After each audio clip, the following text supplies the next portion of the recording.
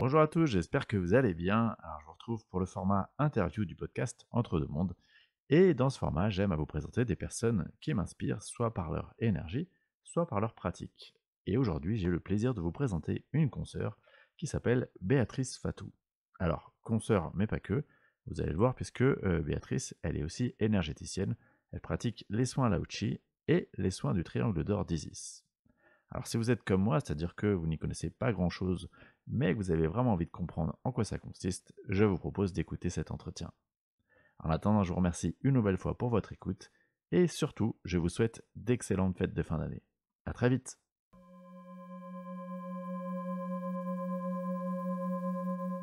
Alors Béatrice, bonjour et merci beaucoup d'avoir accepté mon invitation pour cet épisode. Alors, avant toute chose, je vais te laisser te présenter à nos auditeurs. Écoute, merci Xavier de m'avoir proposé cet entretien. Déjà, je suis très très contente de le faire avec toi. On se connaît depuis quelques temps, mais c'est la première fois qu'on se voit. Et voilà, je suis très contente aussi. C'est très sympa. Donc, moi, je suis Béatrice Fatou. Voilà, j'ai 44 ans. Et je suis indépendante depuis environ 1 an. Voilà, en tant que praticienne en hypnose transpersonnelle et soins énergétiques. Voilà, je suis sur la côte basque. Ouais, c'est ça, t'es du côté de Bayonne, c'est ça? À Saint-Jean-de-Luz. Saint-Jean-de-Luz avec un cabinet à Urugne, vraiment près de la frontière espagnole. Eh oui, d'accord. Euh, du coup, avant cette vie d'il y a 1 an, c'était quoi ton métier? Alors avant cette vie, j'étais travailleur social. Donc D'accord. j'ai commencé en 2003. J'ai été formée en tant que conseillère en économie sociale et familiale. Et j'ai commencé à travailler voilà, à Lyon, dans une grosse association auprès des personnes de plus de 50 ans, isolées, en précarité.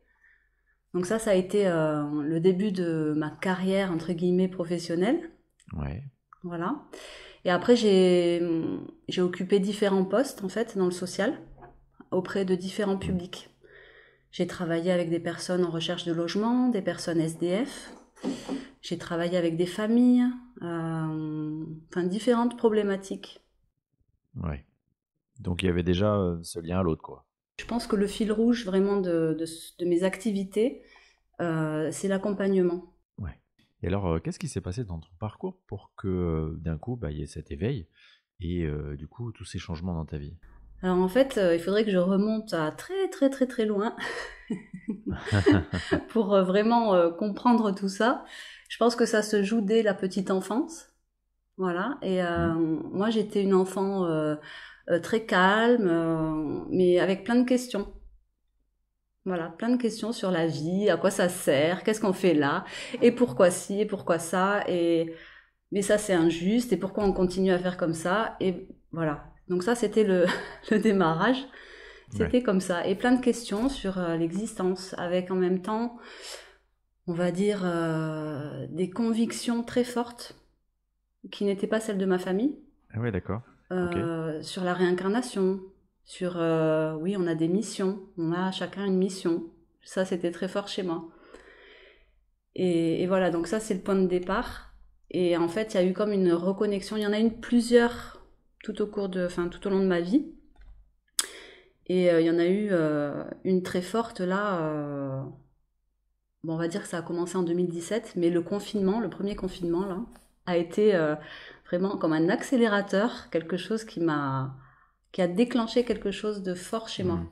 Ouais, je sais pas si c'est la même chose avec les consultants que tu vois, mais moi j'ai la sensation que ce confinement, il a été l'opportunité de plein de prises de conscience, d'éveil spirituel. Euh, et du coup, comment c'est venu pour toi? Alors, t'as senti qu'il se passait quelque chose, que t'étais appelé à autre chose? Comment ça s'est passé? On va dire que voilà, ça a commencé en 2017, ça a été une année charnière dans ma vie. Professionnellement, ça a été très challengeant. Enfin, j'ai été chamboulée cette année-là, mais vraiment très très fort. J'ai perdu mon père en 2017 aussi. Et là, il s'est Mm. passé des choses vraiment très inattendues. Je le sentais très proche de moi. Je sentais sa présence. J'ai eu par moments, j'étais seule dans ma voiture, isolée, et j'avais des odeurs de cigarettes. Et je pensais à lui immédiatement. Je savais qu'il était là. Et voilà. Et ça a été une petite porte qui s'est ouverte sur toutes ces perceptions extrasensorielles que je pense j'ai depuis l'enfance. Voilà, parce que je suis très sensible. Et voilà, ça a été déjà un point de Ouais. démarrage. Ensuite, il y a eu des lectures, il y a eu des Mm. chaînes YouTube qui m'ont vraiment impactée positivement, que j'ai suivies justement pendant le confinement. Et tout ça, c'est comme si on ouvrait, comme si on tenait un fil, puis qu'on D'accord. suivait comme ça le labyrinthe. On remonte, on remonte. Et voilà, on ne sait pas où ça nous mène, mais en tout cas, on se sent vraiment appelé fortement à suivre ce fil. Ouais. Euh, Tu parlais des capacités, des perceptions extrasensorielles. Toi, tu as la sensation que dès ton enfance, tu y avais accès, tu sentais quelque chose, tu percevais quelque chose? Ouais, je pense. Alors, je me le suis jamais vraiment dit parce qu'on n'en parlait pas du tout chez nous. Ouais. Enfin, voilà, c'était pas un sujet déjà à l'époque, je pense. Et dans ma famille, c'était pas trop non plus le genre de ma famille, on va dire. Mm. Voilà, mais je pense qu'il y avait déjà ça. Déjà ça, de sentir très fort, en tout cas, je pense que j'ai toujours eu beaucoup d'empathie et beaucoup de sensibilité, donc j'étais beaucoup dans l'observation et je captais en fait quand il y avait un malaise, quand il y avait une dissonance entre ce que la personne disait et ce qu'elle ressentait au fond d'elle, des choses comme ça. Et ça s'est vraiment réveillé, donc là, à partir de 2017, très fortement. Où là, j'ai compris beaucoup de choses en écoutant notamment les vidéos de Séverine Barbier. Voilà, j'ai compris beaucoup, beaucoup de choses. D'accord, ouais. Et depuis, du coup, ces dernières années, tu sens que tes perceptions, elles ont vraiment été décuplées? Je sens que ça s'affine. Moi, j'ai rencontré un écueil, c'était celui du mental, Ben oui, comme beaucoup de personnes. évidemment. Nul n'y échappe. Et du coup, j'ai beaucoup douté, Hmm. même si les faits étaient parlants.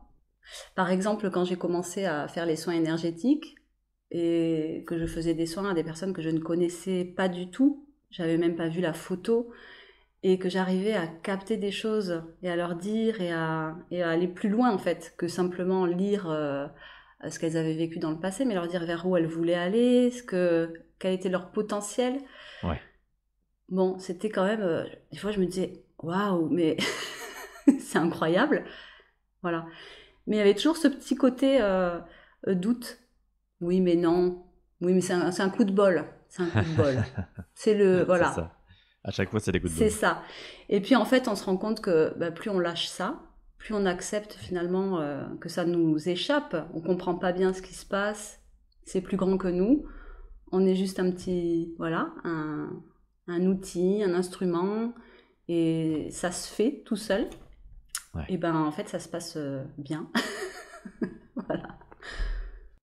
Alors, on va revenir dans un instant sur les soins énergétiques, mais avant, j'ai une question qui me vient. Donc, tu nous as dit, hein, tu es installé depuis peu de temps, depuis à peu près un an. Mm. Euh, Comment tu as vécu, toi, le fait de t'installer et du coup, bah, forcément d'être visible aux yeux de ta famille? Tu nous as dit qu'elle n'était pas forcément dans Mm. ce milieu-là.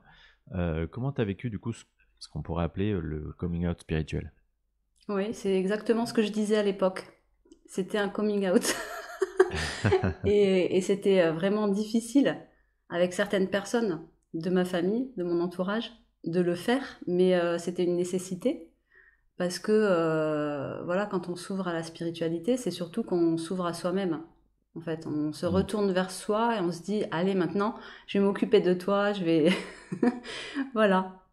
Et, et du coup, je l'ai fait pour moi. Ça a été parfois incompris de certaines personnes, mais c'était aussi, je l'ai pris comme, comment dire, comme une expérience, une épreuve pour grandir et évoluer moi-même.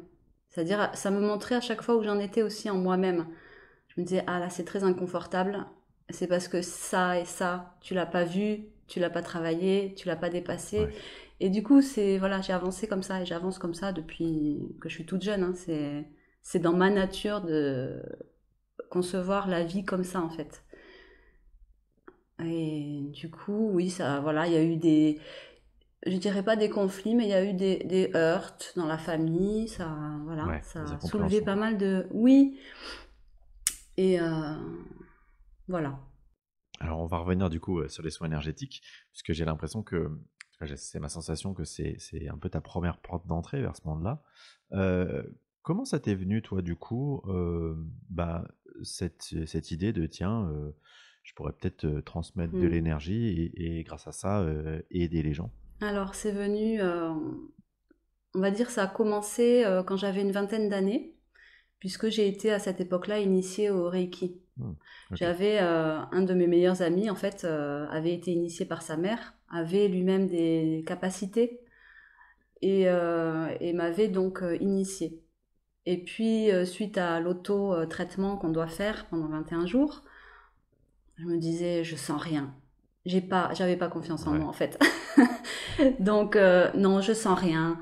Ben non, lui, il le fait, mais c'est pas pour toi. T'as pas les capacités, c'est pas ton chemin.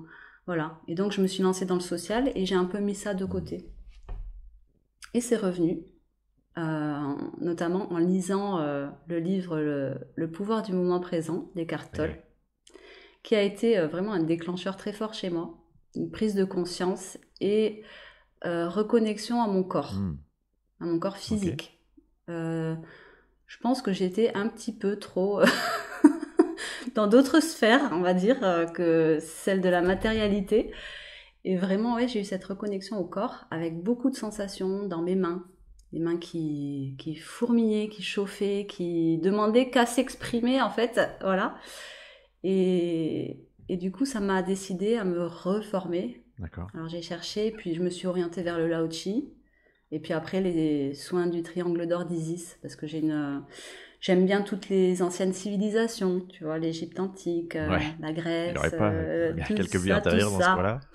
Ah bah écoute, ça se pourrait bien, comme beaucoup d'entre nous Ouais, en ce moment. évidemment.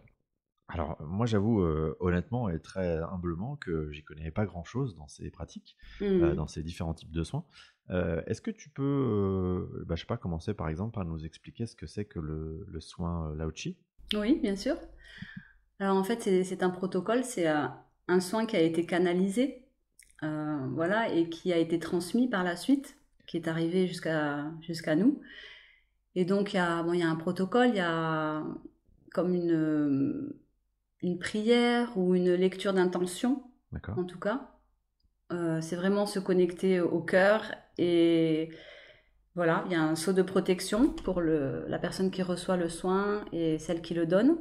OK. Et ensuite, on est assisté. On est assisté, on fait pas ça tout seul. On est assisté par nos multidimensionnalités, voilà. Et on va dire par tout ce qui peut euh, euh, j'ai du mal à trouver les mots, mais on va dire, voilà, les maîtres ascensionnés, Ouais. Toutes les autres énergies qui la peuvent, entre source, guillemets, nous aider dans ce type de contexte, quoi. c'est ça, c'est ça. OK.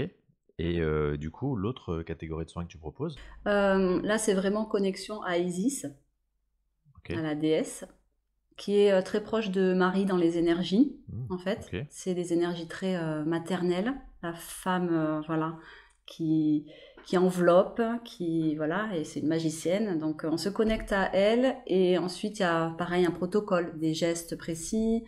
On se sert de la croix d'Ankh, donc la croix de vie égyptienne. Et c'est beaucoup par l'intention et la visualisation des énergies dorées, en fait, et en connexion avec cet archétype. Voilà. D'accord. Du coup, comment est-ce que tu sens l'énergie d'un soin par rapport à l'énergie d'un autre soin?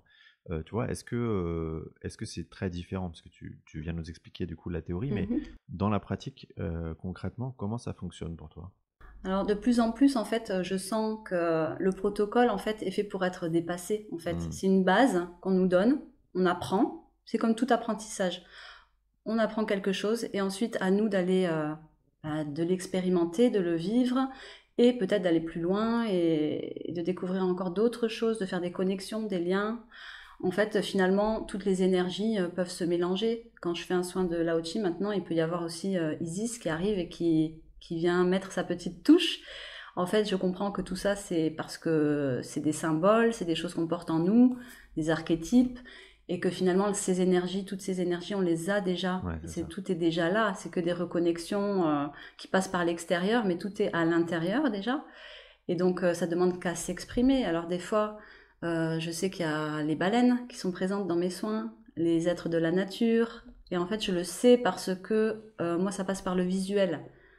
Quand j'ai commencé à faire les soins et à me réintéresser à tout ça, à me reconnecter à moi-même, j'ai mon troisième œil en fait qui s'est ouvert. Et donc, j'ai beaucoup de visualisation, des lumières, des énergies en fait qui semblent un peu semi-liquides. C'est dur à expliquer, mais Ouais, voilà, avec beaucoup de couleurs, etc.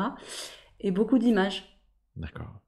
D'accord. Ces images-là, là, du coup, j'imagine que tu les as parce que, bah, d'un coup, tu montes en vibration quelque part dans ton soin, hein, Oui, tout à fait. et c'est ça qui déclenche le fait que, bah, je sais pas, tu peux avoir, des messages, des visions, ce genre de choses? En Ou c'est fait, l'intention que tu émets? alors, ça peut être les deux, dans les deux sens. C'est-à-dire que, donc avant chaque soin, j'ai un petit entretien avec la personne qui m'explique pourquoi elle veut faire ce soin. Alors des fois, il n'y a pas d'explication, parce qu'il y a des personnes aussi qui testent, qui se disent, moi, je fais, mais pour voir. Parce que j'y crois pas trop, moi, je veux voir ce qui se passe. Donc, bon, voilà. Donc moi, je prends comme ça vient. Il n'y a pas de souci avec ça. Et pour d'autres personnes, donc elles m'expliquent un peu quelles sont les problématiques, où elles veulent aller. Et ensuite, voilà, je commence le soin. Alors, il n'y a pas d'intention précise. Le soin, c'est vraiment que les énergies les plus adaptées, en fait, parviennent à la personne. OK. Que les énergies qui sont obsolètes et qui n'ont plus lieu d'être soient éliminées, en fait. Mmh. Ça, c'est vraiment les intentions de base. Et après, on peut, oui, porter plus précisément son attention sur quelque chose, sur un point précis. Et en fin de compte, moi souvent je suis dans un espace, quand je fais les soins, un espace de neutralité. C'est-à-dire que je suis en dehors de toute réflexion Mmh. et même de toute intention. Ça peut paraître bizarre, mais vraiment dans un espace de calme et de Ouais, quiétude, d'accueil, quoi. d'accueil. Et c'est là que Ouais. je reçois en retour, en écho, ce qui se passe. Ah oui. C'est-à-dire je suis dans la confiance que ce qui doit être fait va être fait. Et je reçois en fait ce qui se passe, ce qui est en train de se dérouler. Donc j'essaie de mémoriser vraiment, quand je suis en présentiel, j'essaie de mémoriser tout et j'arrive finalement assez facilement à le faire, à faire le retour complet de ce qui s'est passé. Et quand je le fais de chez moi, parce que je peux le faire aussi à distance, là je note. Je note pour faire un compte-rendu vraiment précis. Voilà. D'accord. Donc, tu notes, ce que tu vois, enfin, ce qu'on Ouais, t'envoie oui, et du coup, ça, c'est quoi? C'est des images, c'est des métaphores, c'est des symboles, c'est quoi? C'est ouais, un peu tout un ça? peu tout ça. Ouais, des phrases aussi des fois, des phrases complètes, des D'accord. fois des images que je comprends pas du tout, du tout, du tout, mais que je transmets à la personne et pour elle ça fait sens, ça fait un Ouais, oh là là, c'est dingue, voilà. le côté magique. Oui, c'est ça, exactement. C'est pour ça que tout à l'heure je parlais de la confiance. Au début, il faut avoir vraiment confiance en soi et dans l'au-delà, ou je sais pas comment on Ouais. peut dire, enfin dans les forces supérieures, pour oser dire j'ai vu une toupie, par exemple, tourner sur elle-même. Voilà, et se dire, pour moi, ça fait aucun, enfin, j'ai rien, je mets pas de sens. Que va dire la personne quand je vais lui dire ça? Ouais, c'est sûr que si tu restes dans ton mental, tu te dis: «Bah, tiens, je vais passer pour une truffe, quoi». Oui, c'est ridicule. Tu te dis, c'est ridicule. Bon, qu'est-ce que c'est que ça? Et puis finalement, tu te dis, ah ouais, en fait, j'ai bien fait de lui dire parce que ça a déclenché quelque chose chez elle et c'était le but, en fait. Ouais.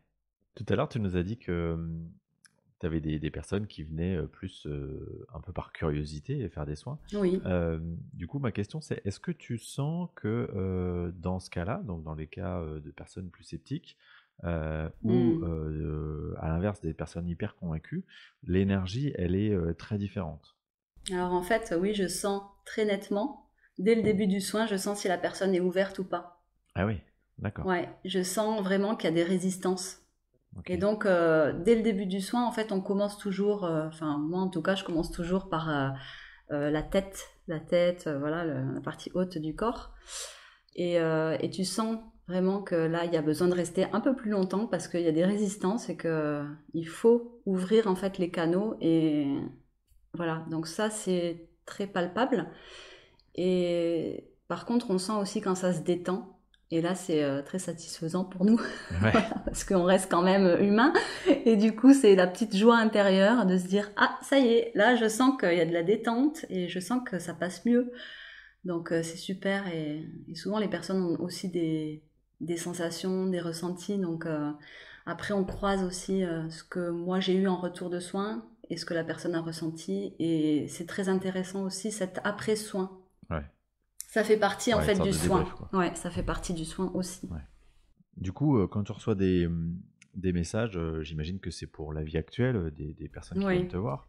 Mhm. Est-ce que tu sais finalement qui t'envoie ces messages? Est-ce que, je sais pas, c'est des guides? Est-ce que c'est d'autres énergies? Est-ce que, enfin, tu vois, est-ce que tu arrives à quelque part à mettre une identification, un nom sur cette énergie? En fait, pour moi, c'est l'âme de la personne ou son être, c'est l'être. En fait, c'est un dialogue d'être à être. Finalement, c'est comme s'il y avait une unification entre la personne et moi. On fait plus qu'un en fait, et on communique tout simplement d'énergie à énergie. Enfin, c'est comme ça que je le vois en tout cas. Et après, comme je disais tout à l'heure, bah, c'est arrivé par exemple que j'ai des images. Alors je vois Marie, Marie qui vient mettre des pétales de rose sur la personne. Voilà, c'est très symbolique. Hmm, ouais, Et ouais. souvent, c'est des images qui parlent à la personne qui reçoit le soin et qui vont vraiment, en plus de l'avoir ressenti énergétiquement, vont après avoir cette image et pouvoir s'en servir comme d'une ressource. Hmm, Parce que voilà, c'est des images qui font du bien, en fait, tout hmm. simplement. Oui, et puis j'imagine que ça doit faire écho à sa sensibilité. Par exemple, Tout à fait. si la personne elle a une croyance importante en Marie, eh bien, j'imagine c'est plutôt Marie qui va se présenter pour adresser des messages. Tout à fait. Et même si parfois ça peut être surprenant, de se dire Marie, ah pourtant c'est pas. Et finalement, on voit que la personne reçoit le symbole et que ça ouvre, en fait, quelque chose. Et du coup, les messages que tu reçois, donc ces fameuses métaphores-là, est-ce que parfois c'est des messages hyper pratiques du genre, je sais pas, va chez le dentiste ou surveille ton genou parce que tu as un problème de santé, euh, tu vois? Oui, oui, oui. On avait beaucoup ri avec une de mes consultantes parce que pendant son soin, j'avais reçu des aliments. Ah oui, Et sur le coup, je me suis dit, mais je suis pas naturopathe, je suis pas nutritionniste. Bon, j'ai quelques bases quand même de par ma formation de conseillère ESF en alimentation, mais de là à faire la liste des ingrédients qu'il faudrait manger là en ce moment. Et du coup, j'avais beaucoup hésité. Et puis, comme il y avait une confiance quand même entre la personne et moi, je lui avais expliqué tout simplement, ben voilà, je suis un peu embêtée, mais je vous donne quand même ce que j'ai vu. Et donc, voilà, ça parlait de myrtille, de choses. En plus, je savais pas du tout pourquoi la myrtille, qu'est-ce qu'il y a dans la myrtille de bon. Donc après, bref, ça. Mais oui, oui, ça arrive qu'il y ait des choses comme ça. d'accord. Euh, Comment tu te sens, toi, quand tu termines un soin? Est-ce que dès que c'est terminé, tu coupes avec l'énergie de la personne et ça y est, entre guillemets, tu reprends tes esprits, ou la transition, elle s'opère un peu plus dans la durée, dans le temps? En fait, il y a comme une transition. Parce qu'une fois que le soin est terminé, donc vraiment on est en gratitude parce que c'est beau. Souvent ça nous nourrit nous-mêmes en fait. On se rend compte qu'on est en résonance avec la personne qui est venue nous voir, qui a des Ouais. problématiques communes. Voilà. Et on est en gratitude parce qu'on a appris quelque chose que, enfin, c'est beau quoi. Et ouais, forcément. Donc ça c'est un état. Et après, comme je te disais, il y a un échange qui s'installe avec la personne. Hmm. Euh, où moi je vais lui dire ce que j'ai ressenti, ce qui s'est passé. Des fois, je peux avoir des ressentis aussi dans mon corps. Par exemple, sentir un point sous la côte gauche. Je vais lui dire et elle me dit ah oui, ben, j'ai eu tel et tel problème. Donc voilà. Donc ça veut dire que le soin est allé agir là. Ok. Des choses comme ça. Bon, et on croise. La personne me dit un petit peu. Et dans cet échange, en fait, on sent qu'on est encore connecté. Hmm. C'est encore le soin est encore en train d'agir. Moi, je le sens vraiment. Et d'ailleurs, avant le soin aussi, ça commence déjà à agir. Ouais. Des fois, même la veille, la personne va avoir des choses, elle me le dit en arrivant, ou dans la nuit, des rêves, des choses Ouais. comme ça. Et moi aussi, je peux sentir Voilà, je peux avoir des images qui m'arrivent de la personne, des choses, il va falloir travailler ci, ça, Ah oui, ou alors prends ton oracle et regarde avec l'oracle de machin pour demain, pour le soin. J'ai des guidances comme ça. ouais, c'est cool. Donc oui, c'est cool. T'es bien accompagné, quoi. Ouais, ça c'est sûr que je me sens bien accompagnée depuis, on va dire depuis 2017. Ouais, c'est génial. Voilà. C'est toujours passionnant d'entendre un peu comment ça peut se passer. Euh, du coup, tu nous as dit tout à l'heure que tu avais beaucoup lu hein, quand tu t'es éveillé à ce vaste Oui. domaine. C'est quoi tes sujets de spiritualité, de prédilection, vraiment ceux qui, je sais pas, ceux qui te passionnent plus que les autres? Ce qui me passionne, c'est, on va dire, je sais pas, la présence. Ouais, Euh, je suis. Voilà, la présence divine, je suis ce que je suis. Voilà, ça c'est vraiment quelque chose qui chez moi me fait vibrer, quoi. Voilà, ça me parle. Ça me parle parce que c'est ce que je ressens en fait quand je fais les soins ou quand j'ai lu Le pouvoir du moment présent. Ben, je ouais. sentais que j'étais plus Béatrice en fait. Je lisais, j'étais ailleurs, j'étais dans un autre espace où je me sentais totalement en paix. Et ça a été une révolution en fait personnelle pour moi vraiment très forte. Et du coup, tu arrives à te connecter bah, justement à cet état d'être hein, depuis toute cette période. Tu arrives à le faire facilement? Oui, oui, oui, de plus en plus. Alors ça a été un travail hein, parce que au début le mental était tellement présent.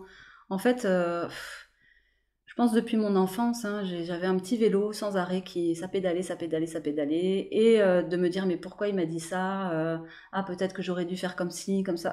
C'était infernal. Ouais. Et voilà, vraiment infernal.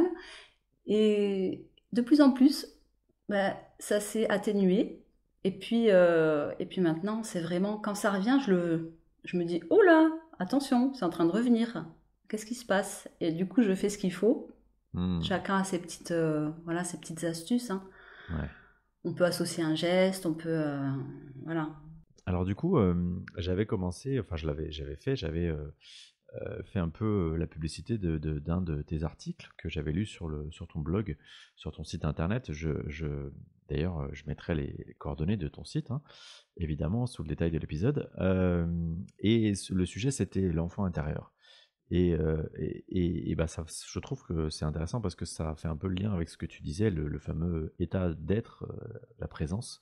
Euh, Est-ce que ce sujet-là, de l'enfant intérieur, c'est aussi un de tes sujets de prédilection? Oui. Alors en fait, moi, j'ai toujours été très enfant. T'as bien raison. Je reste. Je crois que jusqu'à la fin, je serai une enfant dans ma tête.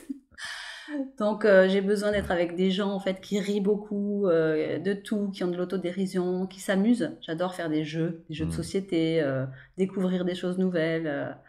Voilà, je suis comme ça. Donc ça c'est un sujet oui qui me tenait à cœur de traiter en fait sur mon blog.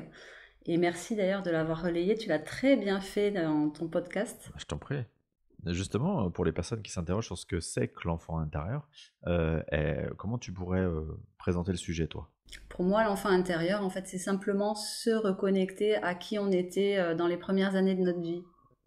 Et en fait, ça rejoint ce que je disais tout à l'heure, la présence, en fait. C'est-à-dire que c'est être.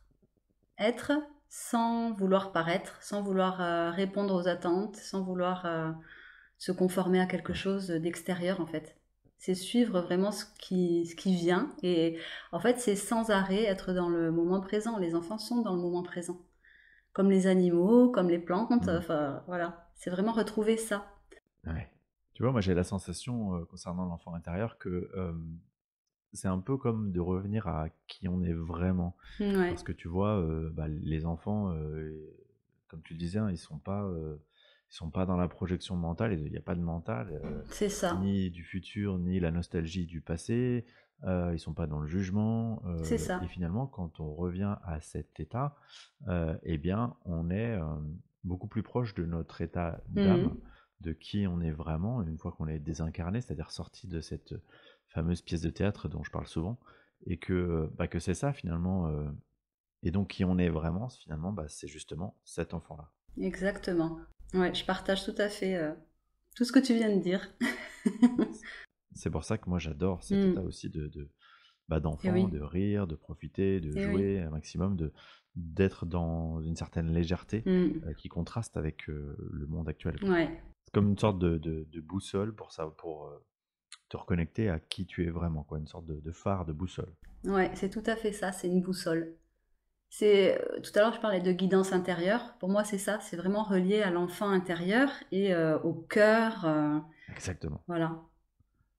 Parce que les enfants, en fait, c'est que de l'amour, hein. Quand on voit un petit, tant qu'il n'est pas déformé par ses parents, Ouais, je me mets aussi dans le c'est lot, hein, ça. parce que en tant que parent, voilà, on fait comme on peut finalement. Mais tant qu'on n'est pas déformé, c'est que un enfant qui te connaît pas du tout, qui est à côté de toi, il va poser sa main sur ton genou, il va venir te voir, il va te sourire, il va vouloir venir dans tes bras. Enfin, Exactement. il te connaît pas et voilà, il est déjà là, il est. Donc c'est ça. Alors, c'est vrai que quand on est parent, bah, forcément, hein, on conditionne un peu nos enfants, hein. On leur transmet, Mm. on leur projette nos peurs. C'est ça. Bah, faut bien vivre dans cette réalité incarnée. Ouais, Et tout c'est à tout à fait. fait Et normal. Il ne oui. faut pas ressentir de culpabilité par rapport à ça. C'est Mm. vrai que c'est toujours du coup très rafraîchissant d'être au contact des enfants, de Oui. voir comment ils réagissent à tout ce qui se passe et sans barrière, hein, finalement, Oui. hein, sans toutes les barrières que nous, Oui. on s'est construit Exactement. Et je progressivement. dirais que souvent, dans la dernière partie de notre vie, je pense, on reconnecte aussi à l'être, les personnes âgées.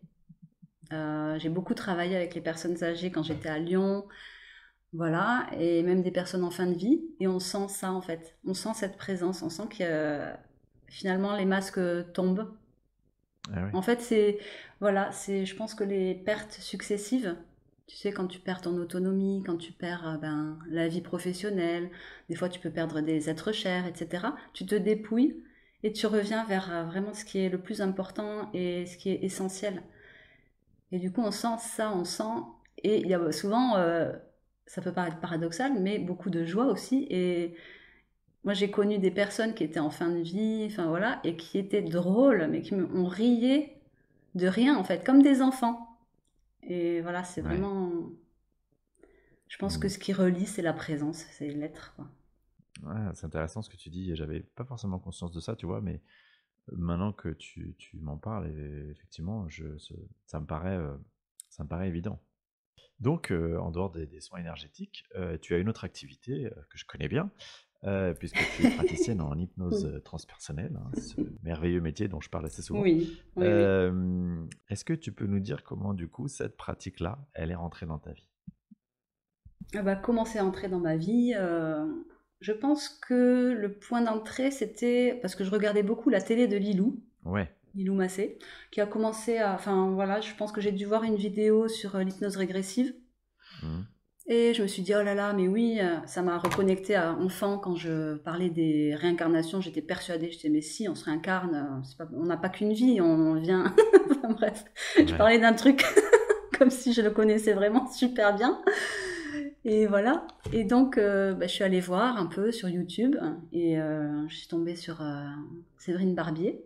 Et là, ça m'a tout de suite scotché en fait. Parce que je me suis dit, mais c'est ça que je veux faire. Alors que j'avais pas du tout dans l'idée enfin, de faire une reconversion. J'en étais pas là du tout, du tout. Eh oui. Et je me suis dit, mais il faut que je. C'est ça, le social, il faut que j'arrête. Il faut que je fasse ça parce que c'est trop ça en fait. Je me vois trop faire ça. Et voilà. D'accord, donc tu t'es formé dans la foulée ou t'as attendu quand même un petit peu? Donc, alors, si j'avais eu l'argent, je me serais formée Ah oui, tout de suite à la ah session oui. de janvier, j'aurais été présente. Bienvenue dans la contrainte matérielle. C'est ça, exactement. Mais bon, c'était pas le cas, donc j'ai dû patienter, économiser pour pouvoir faire cette formation qui me tenait vraiment à cœur. Je savais pas trop ce que j'allais en faire et tout ça, mais je sentais qu'il fallait que j'y aille. Et donc, ben voilà.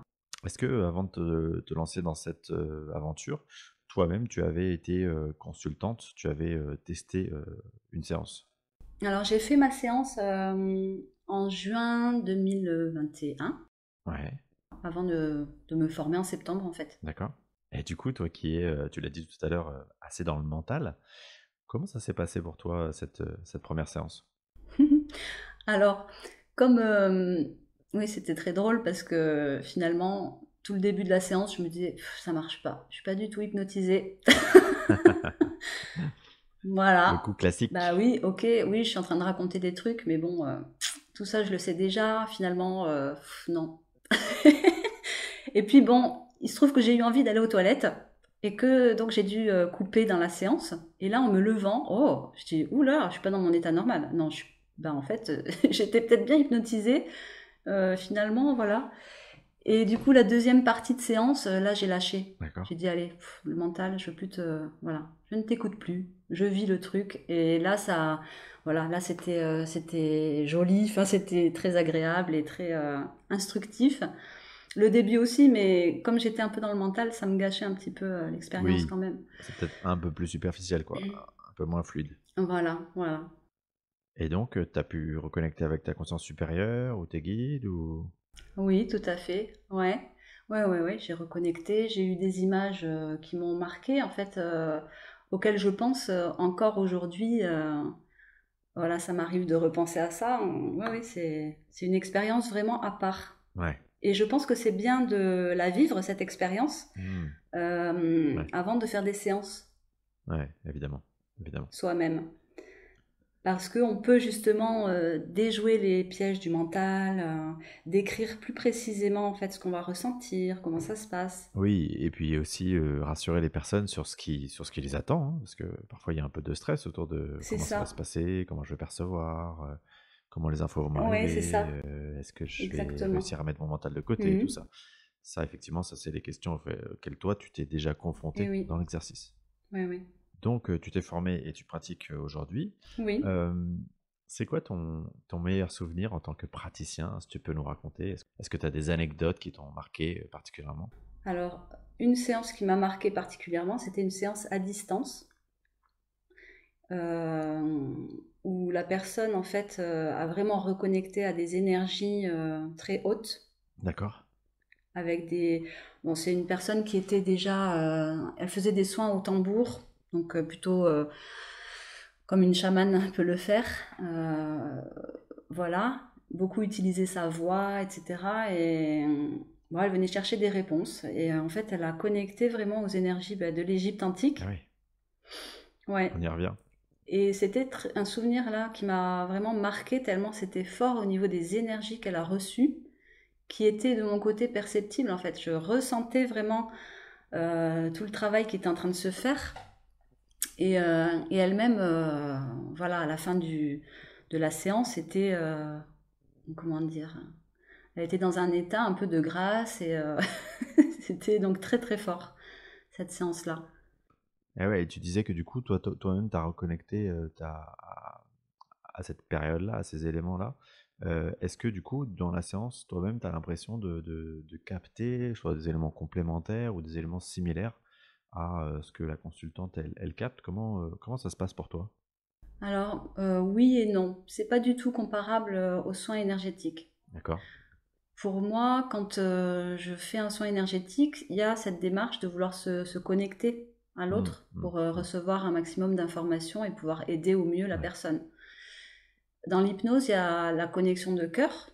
Voilà, on est en lien avec la personne et il y a vraiment une connexion qui se crée aussi parce que la personne vient se livrer et que on est là pour que tout se déroule au mieux, pour que la personne ait les réponses à ses questions, que la séance soit bénéfique, etc. Donc il y a cette connexion, mais il n'y a peut-être pas l'intention d'avoir des images et ouais, tout ça parce que moi je pars du principe que c'est la personne qui est actrice et bien c'est sûr. elle qui doit recevoir.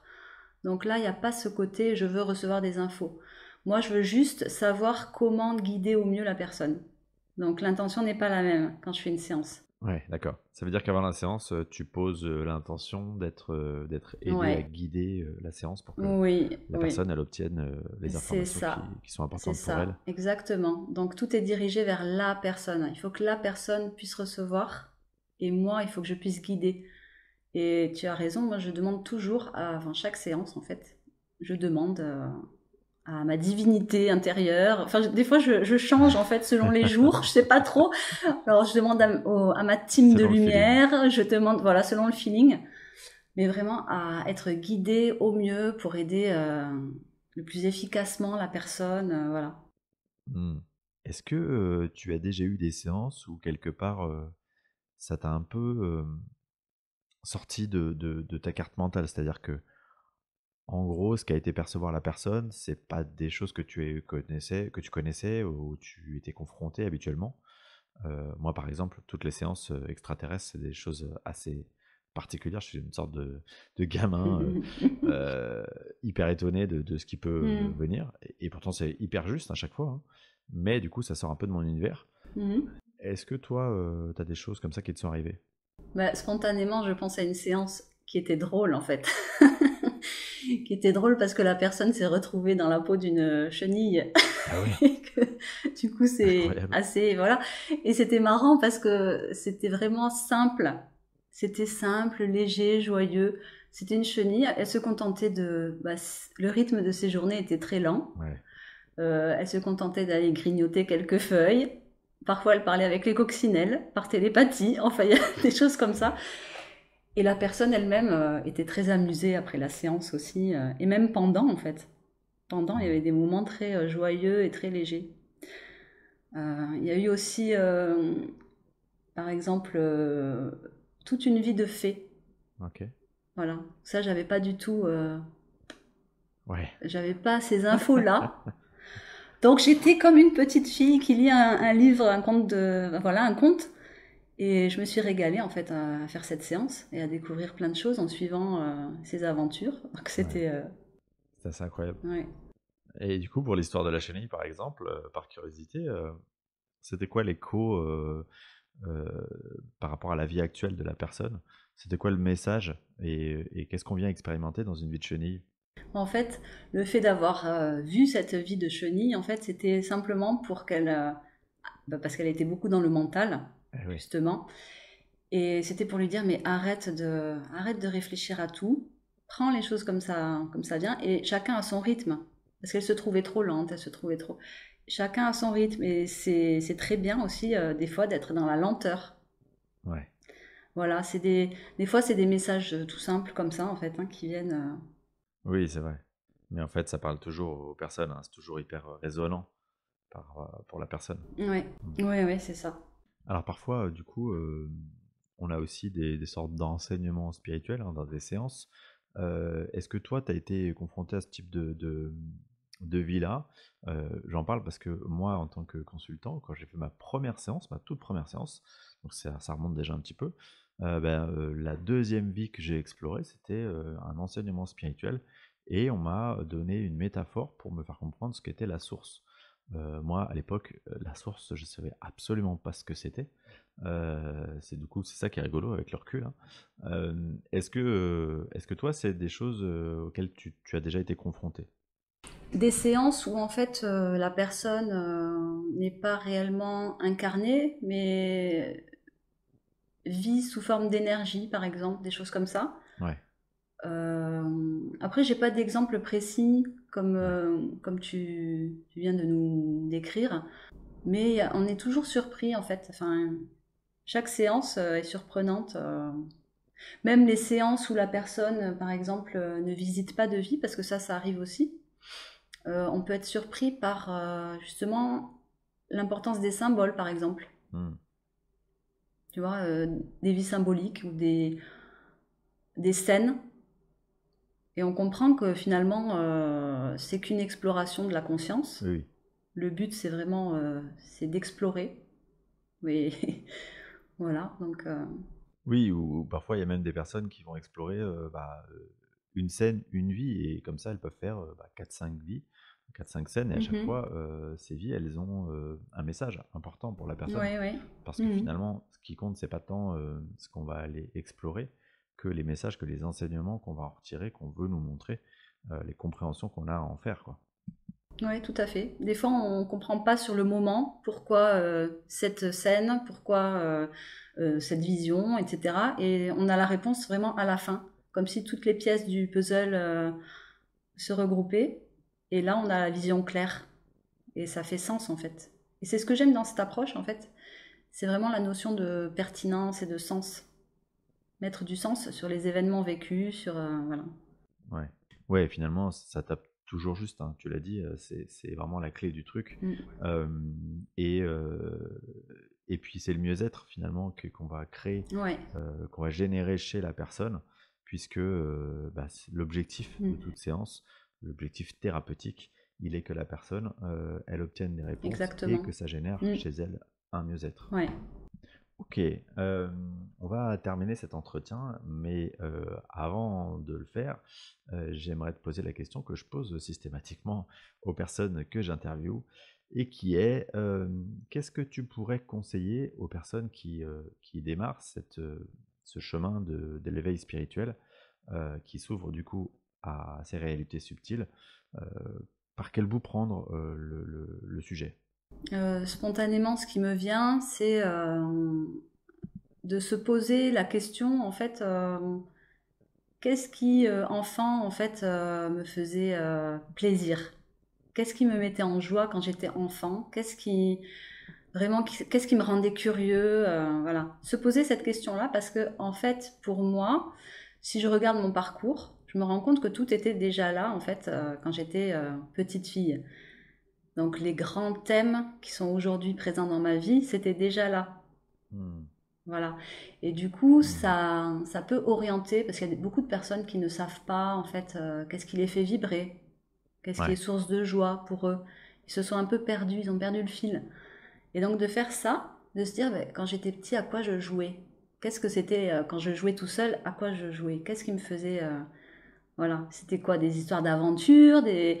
Hmm. Et on peut retrouver pas mal de choses comme les blessures principales qu'on a, voilà, qu'on est venu expérimenter, dépasser. On peut retrouver beaucoup de choses et ça peut être un fil rouge pour savoir, voilà, pour se retrouver soi-même, se reconnecter à soi. Et puis, voilà, après c'est un chemin qui est personnel. Donc moi j'ai pas de recette toute faite, Hmm. mais en fait on sent, on sait. Je sais pas, sur YouTube, on a 1000 propositions hein, à la journée. Et pourquoi on est attiré par cette vidéo plutôt que par une autre? Ben, il faut se faire confiance. Il faut se faire confiance. Et puis, c'est comme un jeu. Moi, je le prends comme un jeu, en fait. Et je m'amuse beaucoup parce que on a plein de clins d'œil après. Eh oui. C'est voilà, dans la journée, on a pensé mais pourquoi j'ai fait ça tout à l'heure? C'est bizarre. Et puis le soir, on regarde une vidéo. Merci. La réponse est dans la vidéo. C'est ça. Et voilà, c'est que ça. Donc quand on met le doigt dans l'engrenage, voilà, c'est la magie. Écoute, merci pour ce conseil, je trouve hyper précieux pour le coup.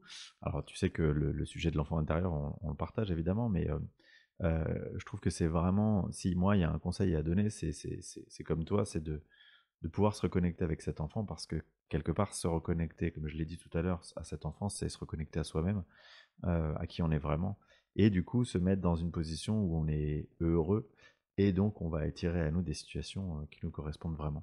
Donc merci beaucoup pour ce conseil. Et merci du coup pour ta disponibilité aujourd'hui dans cet entretien. Comme je l'ai dit, je vais mettre dans le détail de l'épisode toutes tes coordonnées, ton site internet, ta chaîne YouTube, ton compte Instagram, enfin tout ce que tu vas me donner, quoi. Et, euh, Mhm. et donc les personnes qui sont intéressées par ton énergie, eh bien, ils pourront venir tester une séance soit de soins énergétiques, hein, ce que tu proposes, que tu nous as expliqué, ou d'hypnose transpersonnelle. Bah écoute, merci beaucoup pour cet entretien. J'aime toujours échanger et partager. J'ai passé un très bon moment. Ok, merci beaucoup. Merci à vous tous pour votre écoute. Merci. Merci.